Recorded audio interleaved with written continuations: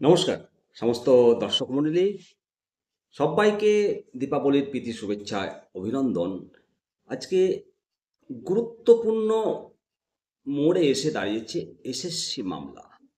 গুরুত্বপূর্ণ আপডেট আপনাদের জন্য এসেছে। পশ্চিমবঙ্গের স্কুল সার্ভিস কমিশনের নিয়োগ দুর্নীতি মামলা একটা নতুন এবং অত্যন্ত জটিল মোড়ে এসে দাঁড়িয়েছে।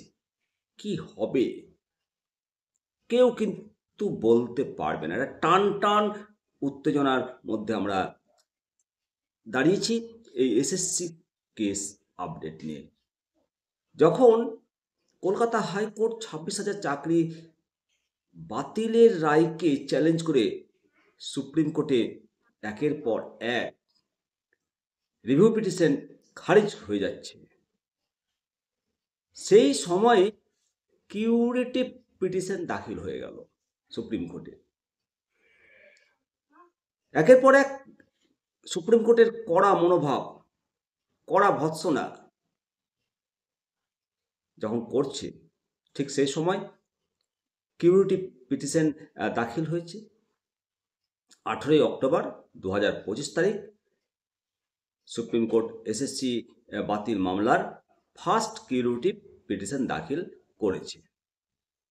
এই যে কিউরেটিভ পিটিশন দাখিল হয়েছে, এটা একটা গুরুত্বপূর্ণ আইনি পদক্ষেপ।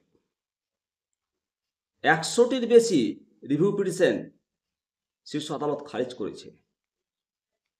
জানা যাচ্ছে যে রিভিউ পিটিশনগুলো মূলত বিচারপতিদের চেম্বারে ডিসমিস হয়ে যায়, কেননা আবেদনকারীরা নতুন কোনো তথ্য বা জোরালো আইনি যুক্তি তুলে ধরতে পারেনি, যা পূর্বের রায়কে পুনর্বিবেচনার জন্য যথেষ্ট হতে পারে।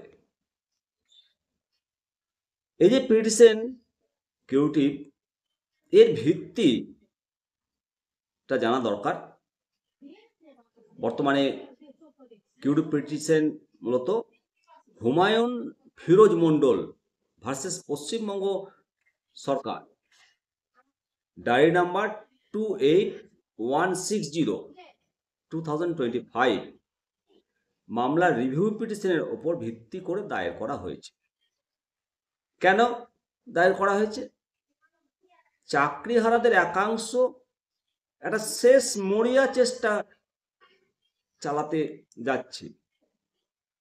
শেষ চেষ্টা তো সবাই করবে।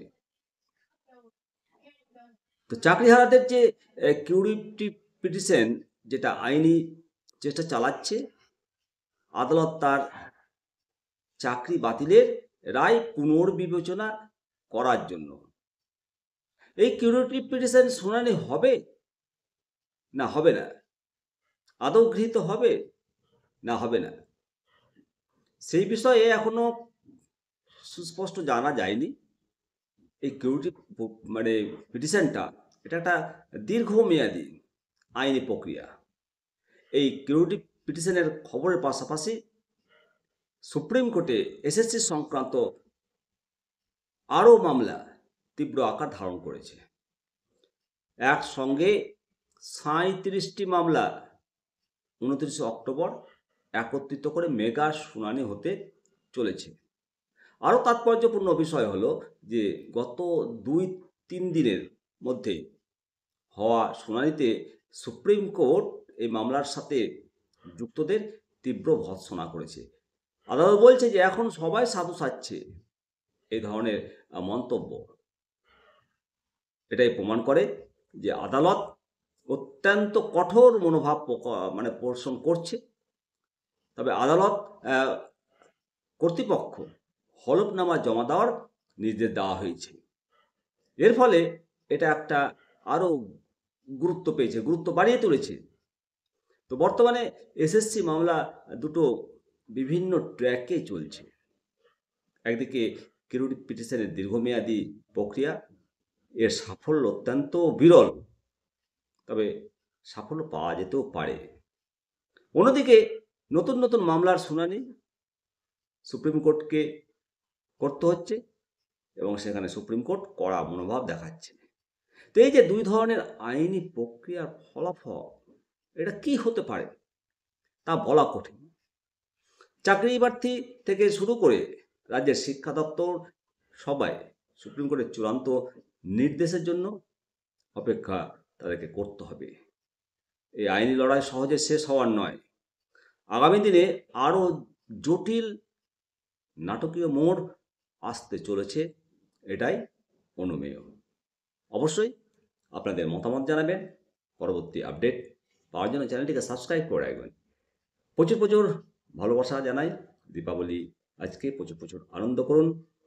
সঙ্গে